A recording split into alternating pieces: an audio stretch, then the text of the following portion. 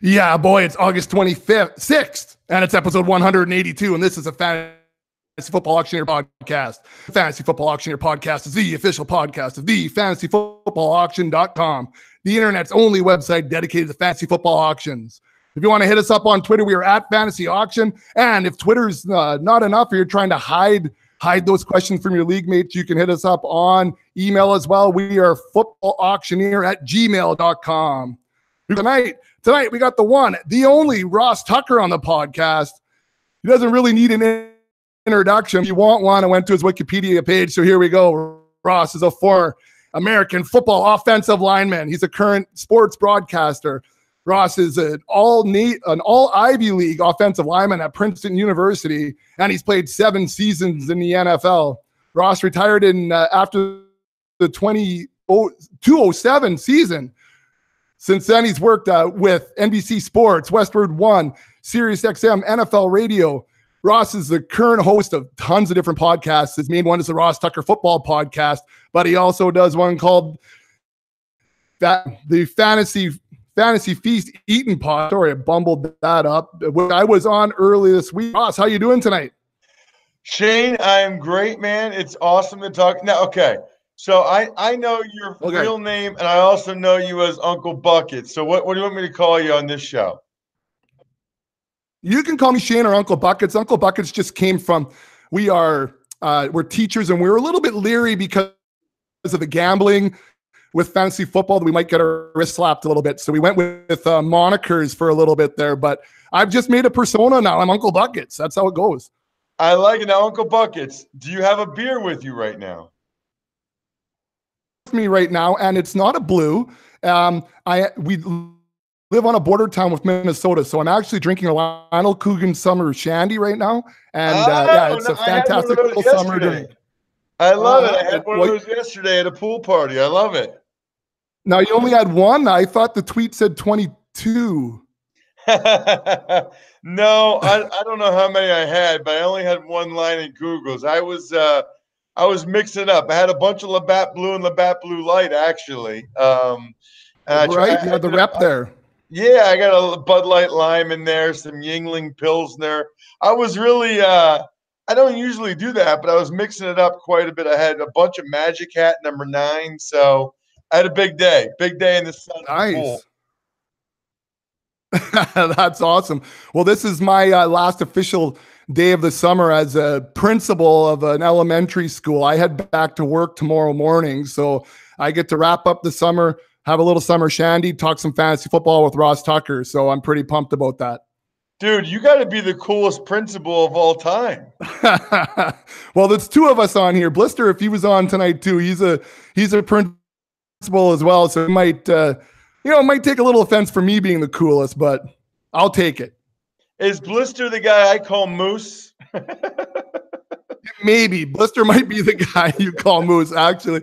And I do have a buddy Moose here that I played football with in high school. He's built like a moose. It's perfect. But so I had to laugh at that. We were laughing. We got the nicknames. I'm Uncle Buckets. We got Mr. Blister, and then we have Slim as well. So those are the 3 nicknames on this pod. I love it. Well, I'm assuming you want to talk some O-line, right? Yeah. We do, but before we get in there, let me just quickly, Ross, we've got a contest going on, auction draft contest. So guys send in their mock auction drafts or their real auction drafts so that we can accumulate all this data to make our average auction values the most accurate in the biz. So if you send us a mock auction, we put your name in the hat. The more you send, the more entries you get. You send your entries into auctionmockdraft@gmail.com. And this week's winner is Mike Sorbin. So Mike, I'll be sending you out an email with a link to a free membership of the auctioneer level membership on the site. That's a $14.95 value. We'll send that into you.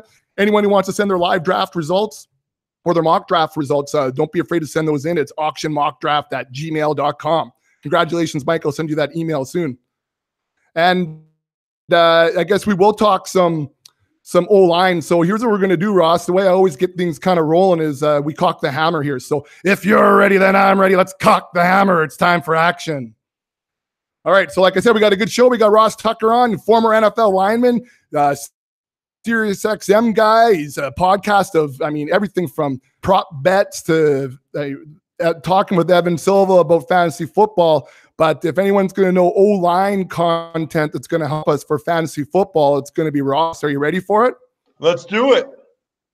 All right, awesome. So, hey, first thing I need to know, like, we talk a lot about how we create our tiers and create our rankings and stuff for the, positional guys, the quote unquote skilled guys. Now, listen, I coached some high school football and I played university ball. I know that the O-line guys are probably as skilled or more skilled than anybody else out there. But how do you go about preparing your tiers, looking at these NFL O-line teams? So there are certain metrics that I look at. I always tell people I think yards per carry. Look, there's no stat buckets that's ever going to be perfect, right? But yards per carry and sacks allowed are two pretty good places to start.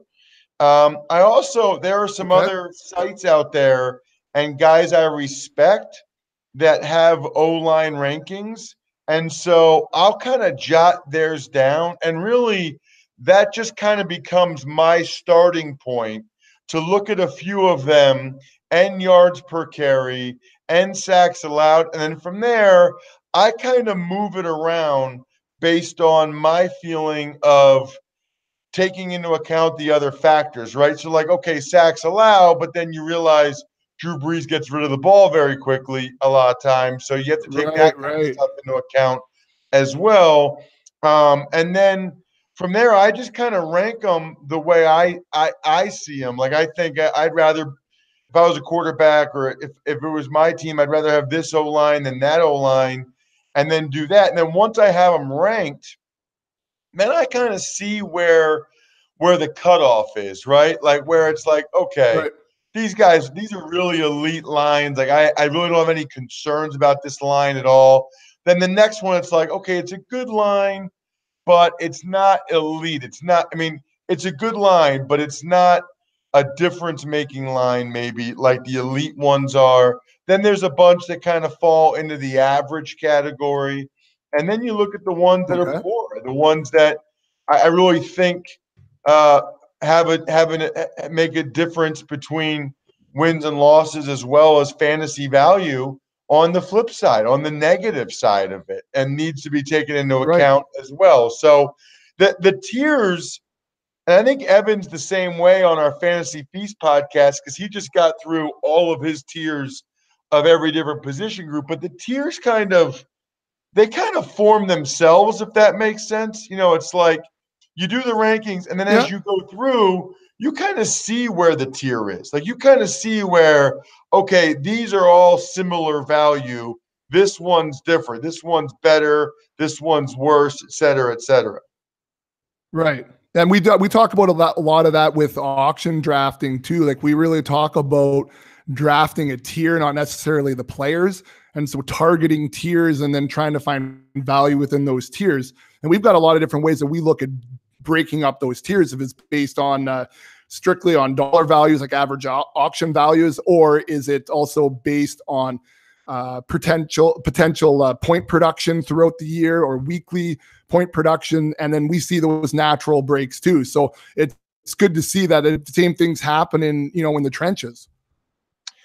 Exactly. And I always tell people, I think people in their gut have an idea of what the O-line, like, people know that the Cowboys have a good offensive line, although that might be something we need to talk about. But I think people know about like the Eagles and the Steelers and the Falcons, whatever.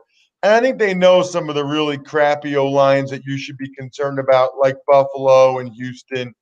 But I think it provides values with teams that might be in the poor category that you didn't realize was in the poor category, or might be in the elite or above average that you didn't really realize were in that level. And then also it becomes a difference maker, right? It becomes a tiebreaker. You already have your skilled position guy rankings, and those are kind of taking O-line into account. But if you're really torn between two guys, and how much value you're going to place on those two guys, or you're in an auction draft and you're going to bid on two guys, I know there's a lot of factors at play, but to me, the O-line and my O-line rankings basically become the tiebreaker. And so I'll this week Right. on the Fantasy Feast podcast, I'll go through all of them 1 to 32, but I did want to sort of give a sneak peek here on your podcast. Awesome. And so how much do you take into account depth of the O-line too? Like we're going to bring up Dallas, they've a bit banged up here, and it changes things obviously, but do you take into account maybe who the sixth man is or seventh? I do take into account depth. And in fact, I think I take into account depth more than a lot of other people do, because, and I might have told you this last year, Shane, but I usually say and this is not scientific, this is just based on my experience, but your sixth man on average probably starts about 8 games. Right. And now, so there's some teams where he starts 10 or 12 or whatever. And there's other teams where the 5 guys stay healthy the whole year. Maybe one guy misses a game or 2, but it averages out. So your sixth guy is going to average about, I'd say 8 starts. I think your seventh guy is usually somewhere between 2 to 4. Okay. 2 to 4 starts. And then your eighth guy averages less than a start a year. But there are teams where the eighth guy starts, 4 to 6 games because they just get decimated by injuries. So, yes, I feel like I take a depth into account for sure. Right. And probably more so than most people, because as an O-lineman, you get what the value of that sixth man and seventh man are to your group of O-linemen, of the hogs up there. Yeah, and that's what I was a lot of times. I mean, I started like 25 games or whatever, but a lot of times I was that sixth guy or seventh guy. And I mean, there was 3 years in a row, Shane, where I didn't start the opener, somebody else did. Yeah. But at some point in the year, somebody went down and I went out there. And actually, now that I look back on it, all 3 of those years, I went in there, and even when that guy came back from injury, they left me in there. So, now it's about chemistry and all those things, right? You're producing, and the chemistry you've developed with the guys beside you and with the quarterback and all those things, right? 1,000%. Yeah, I think that's a real big part of it for sure. Well, and you used to have to take care of those linemen as a running back myself when I played at the past high school there for 4 or 5 years. It was really important to know what's going on up front and taking care of those guys up front too. But I didn't realize how much that sixth man necessarily comes into play. We might not see it so much in Canadian university levels, but I didn't realize that they'd get that many starts, because nowadays I don't look at it that closely, I guess. Yeah, you don't realize it until you actually go through it. I mean, like, look at Carolina, right? I mean, their sixth guy is going to probably start the whole year at right tackle, whoever that is. They've got Carolina's going to tilt the averages. Let's put it that way, based on what we've seen so far. Sure. Minnesota and Dallas as well. I mean, I don't really expect Travis Frederick to play this year. If he does for the Cowboys, they're all pro center. I think that's a bonus. Yeah. But I wouldn't expect that. So right there, you've got their sixth guy is that's 16 starts right there. Right. Yeah, he's no longer the sixth guy, right? He's the fifth guy. He's the guy now, right? I look at it like from what the starting 5 was supposed to be when training camp opens. Right. For sure. Into it then, so look at a top tier of O-lines out there, like who are like the big 4 or 5, or however you might break down that top tier. Yeah, I think I mentioned them before, but I think the Eagles, Saints, Steelers, and Falcons all are almost flawless. Like every guy they've got depth, and their starting unit, there isn't a guy that you say, wow, he's below average. They're all at least average. Now, like, for example, my issue with the Steelers would be their depth, because they lost Chris Hubbard, who did a really nice job for them. The Browns liked what he did so much, they gave him a big contract this offseason. He'll start at right tackle for the Right. Browns, but he was able to fill in at guard and tackle for the Steelers and do a really nice job. So depth is a question mark, which is why I had them at 4 rather than at 1, 2, or 3. Okay. Falcons, Brandon Fusco, I think they believe will be an upgrade at right guard from what they had last year in Schweitzer. I already had some concerns about the Cowboys at right tackle and left guard. I mean, they got Connor Williams at left guard as a rookie. The right tackle, Lyle Collins was disappointing at that spot last year. So that was already an issue for Absolutely. me. Yeah. And now you've got Frederick might be out for the year. Tyron Smith has had the chronic, back issues, and he's been out lately. Zach Martin tweaked his knee. He says he'll definitely be back for week 1, but that's a lot, man. And it's not just the players they've lost. It's the practice time. It's the continuity. It's the chemistry.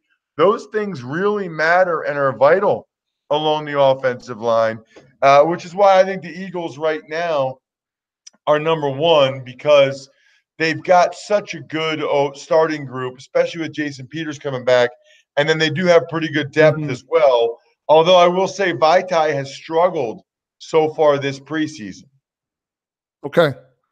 Wow, that's lots to take in. And I mean, it's one of those things when you look at the Cowboys now, like Zeke. I mean, first of all, I'm a Cowboys fan since I was, in the Tony Dorsett days. I wore number 33 through high school and whatever else. But it was, Zeke was one of those guys I was going to heavily target in the auctions because I think he might touch the ball, 400 times this year. But if the O-line is now starting to get banged up and got all those things, maybe Zeke's value as I thought he was going to be as, let's say the 4th ranked or, 3rd or 4th ranked running back off in our sheets. But if I think he's going to touch the ball that many times, then I want to go after him and, maybe he's a value in my auction. But now, even just listening to you talk about what's going on the O-line, you start to second guess things, and you're right. It becomes a tiebreaker now for you, for sure.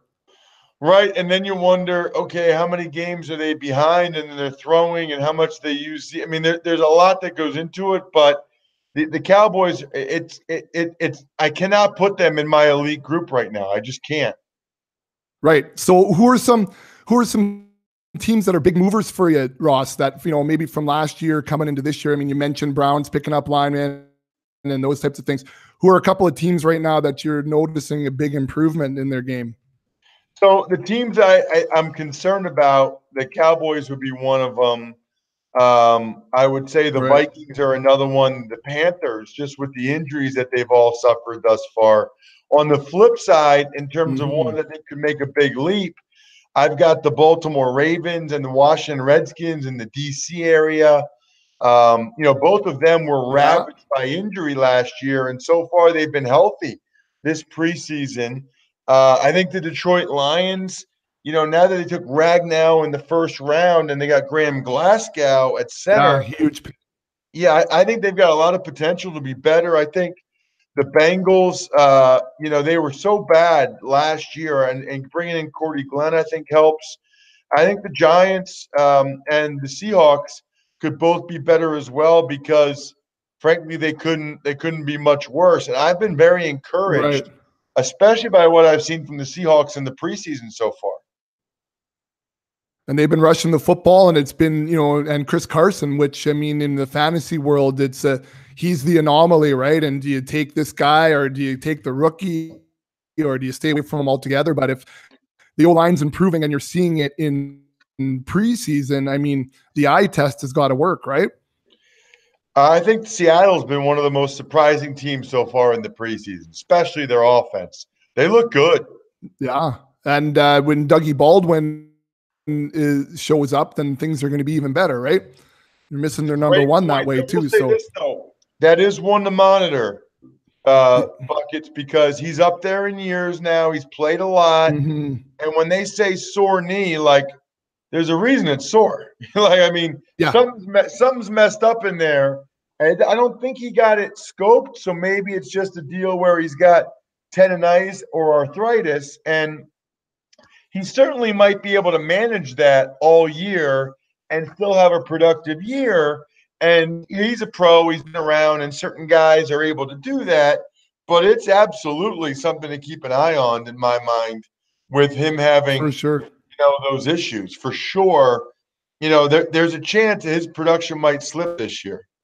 And so another guy getting up in age who's making the comeback now with the Redskins. I mean, AP had himself a nice little game this week. What do you think about him behind this improving offensive line?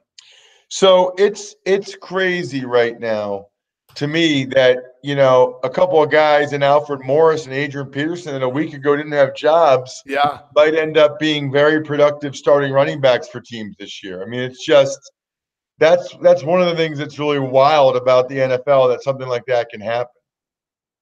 Yeah, you can be literally selling cars one day and then starting in the pretty. It's exactly right. So, and honestly, anything? Sorry, go ahead. I think in those teams, both those guys have the potential to really do some good things this year. They look really good in the preseason. Maybe just because they have fresh legs. Right. Yeah, and I mean, and even like what you were there. AP, he's walking into week 3 of the preseason. He's had what? He's been in pads hitting once or twice that week, maybe. Yeah, maybe. Maybe. But he looked real fresh the other night. I thought he looked good. And so what does that look like? I'm just curious. So what does that look like, do you think, in the huddle?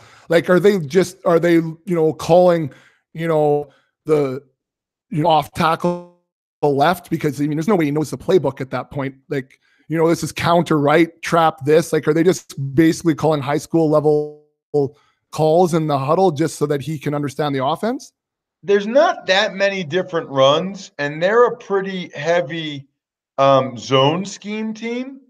So they can just say to him, he'll just say it might be 18 handoff, 19 handoff, and 18 handoff is just outside zone to the right. 19 handoff is just outside zone to the left, right? Then maybe there's a power just scheme. reading and going. Yeah, it's not the run game part of it is never nearly as complicated as the passing game part, whether it's protection or having to go out for a route, which isn't a big part of his game anyway. Right. So now there's a question, not a big part of his game or Alfred Morris's game, but both those teams have some satellite backs in Chris Thompson, Breida with the Niners. Like, if you say you look at Chris Thompson, does he become even more valuable now because we know AP's probably not picking up those blocking schemes right away, and it's never necessarily been known as a pass catcher. So third down is going to be Chris Thompson day, right? Yeah, so I think it probably already would have, but Geis had some passing game value, and Peterson has none. So, yeah, I would say it does increase Chris Thompson's value. I think that's a good point. And probably Jerick McKinnon in San Francisco because, Alfred Morris doesn't have a lot of passing game value. Yeah, exactly. I mean, he's got a handful of catches or something in his career. It's pretty ridiculous. Gets around out there with just cement pads for like that, paddles or. So anything else that we should be like if we're looking, watching some of these replays of week 3 of the preseason, which really that's where a lot of the starters are at and getting a lot of time. Is there anything we should be paying attention to as fans and as fantasy fans when we're watching these O-lines play? Yeah, I think so. I mean, just look at how quickly, I would say, look at how quickly the defenses are getting pressure in the passing game, because I think the run game is one thing, but in the passing game, you'll see whether or not they can protect. And if they can't protect, then you're getting a lot more shorter, quicker routes, and they're probably going to try to run the ball a little bit more because they're going to have issues and concerns with their pass protection. So, ironically, I think that might actually help some of the running backs in these situations. Yeah, for sure. O-line, I mean, you'd much rather be run blocking anyways, wouldn't you? Of course. Unless I'm the one freed up in pass protection, and I can put my helmet right in some dude's ribs and try to see if I can hear a crunch. Now you can't do that, right? Now you're going to be throwing a flag at you. You can't lead with your helmet. I know it stinks. It stinks. Although it's the right thing to do. Yeah. It's the right thing to do. I use my helmet way too much. And well, and that good quality brain in there, Ivy League school brain in there. So I mean, you got to take care of that sucker, Ross. Well, I'm no principal, but yeah, I'll do the best I can. All right. Well, hey, that's some really good O-line talk for us. And I mean, we've never really broken it down. I mean, every now and again, we're mentioning how this O-line may be improving, or we haven't talked about that depth. And I know that our listeners are, we're just this little niche of auction drafters out there, but they're going to be pumped that they kind of have the inside scoop. And tomorrow morning when they're on their Monday morning commute and they're listening to a little bit of the Tears of Ross before it gets on the feast, they're going to be pretty pumped, Ross. So thank you. Yeah, this is the exclusive sneak preview just for your dudes. They can hear all the rankings 1 through 32 in the different tiers on the Fantasy Feast this week. So encourage them to do that. That'll come out on Wednesday. So absolutely. And that's the last one of the tiers, right? Because Evans rocked through all the other tiers already, right? That is exactly correct. Shane, thank you so much for having me on, man. I did manage to not only come on the show, but I've called you Shane, Buckets, and Uncle Buckets. So I love it. I guess I'll end it by saying thanks for having me, Mr. Beckett. No, well, then that's what they call me at work. So very well done, Ross. You got the full gamut. Mom will be happy. My wife will be happy. And so will the kids at my school. Awesome. Thanks so much, Shane. Okay. Thanks so much for coming on, Ross. And everyone, make sure you check out his podcast on Wednesday, the Fantasy Feast, where those O-line tiers, all 32 teams are cut, Ross. And this is how we sign off on the Fantasy Football Auction Podcast. So Ross, will see you on Twitter tomorrow. And for everyone else, I'll see you when it's springtime in the Rockies.